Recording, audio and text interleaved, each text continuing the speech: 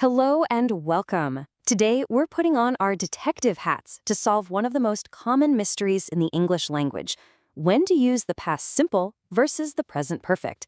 I know it can be tricky, but stick with me, and by the end of this, you'll have all the clues you need to crack the case. We've all been there, haven't we? You're in the middle of a story and you just pause. Which one sounds right? I saw that movie, or I have seen that movie. It's a classic dilemma that trips up pretty much everyone at some point. And look, if this is something that confuses you, you are definitely not alone. It's one of the toughest hurdles for English learners to get over. So let's just admit it. This is a tough one, but it is absolutely solvable. In fact, get this. It's so complex that even super sophisticated AI translation systems often get it wrong. As this quote points out, it's not just about when something happened, but about how we view the action. It's subtle. So if even the machines are struggling with this, it's a worthy challenge for us to tackle together. Okay, first up, let's open the case file on our number one suspect, the past simple. I want you to think of this tense as the storyteller for events that are clearly, definitively, 100% finished. So here's its basic identity. The past simple is all about actions that are completely done. They happened, they ended, and we know, or we can at least imply, exactly when.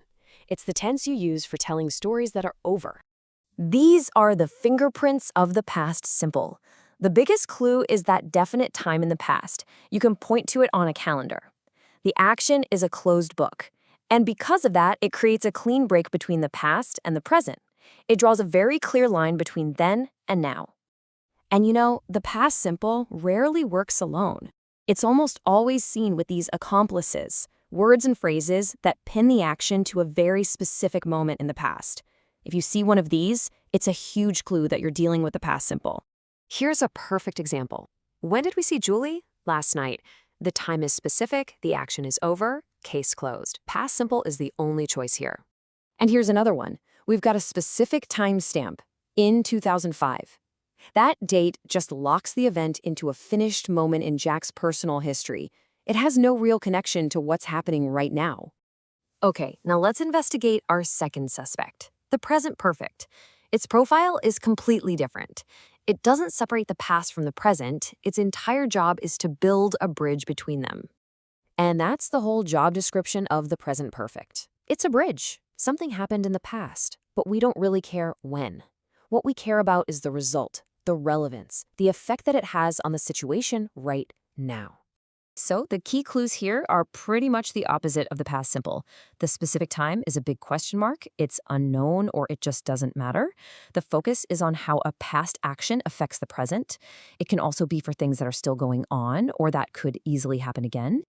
And just like our first suspect, the present perfect has its own crew of accomplices.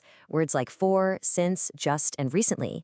They all signal this special connection to the present moment, which is the signature of this tense. This example is all about the present result. The action, breaking her leg, happened in the past, but the key information, the reason we're talking about it now, is that she can't come skiing. That past event has a direct, important impact on the present. And here's that continuing action clue in action. The person started being in London 3 years ago, and guess what? They are still there right now. The past just flows directly into the present. All right, detectives, it's time for the showdown. We've seen their profiles. Now let's put these two tenses side by side in a direct lineup. This is where you'll really see the differences pop. First up, time reference. With the past simple, you're specific. I handed in my essay yesterday. But with the present perfect, you just say, I have handed in my essay. The important part is the result. The essay is in. We don't care when it happened. Now let's look at duration. This is fascinating. Using the same phrase for 2 years with both tenses creates totally different meanings. I studied at Bishop's for 2 years means my time there is done. It's in the past. But I have studied at Bishop's for 2 years means I'm still a student there right now. See the difference? And what about repeating an action? If we say Marie painted landscapes in her art class, it really implies the class is over, that opportunity is closed. But if we say Marie has painted landscapes, it suggests the class is still going on and she might paint more. The tense tells us if the door is open or closed for that action to happen again. Okay, let's see how this plays out in a real conversation. Person A asks a question. Person B answers with the present perfect. I've seen it. Why? Because they're talking about their life experience up until now. The exact time just isn't important. But look what happens next. The moment person A asks when, they are asking for a specific past time. And that question immediately forces a switch. The answer has to be in the past simple. I saw it on the plane. That little exchange is the tense showdown in a nutshell. We've investigated our suspects, we've seen the showdown, and now it's time to gather all the evidence. These are the final clues you need to solve this mystery every single time. Think of this as your detective's checklist. Before you speak or write, just quickly run through these questions. Do you know the specific time? If you do, use the past simple.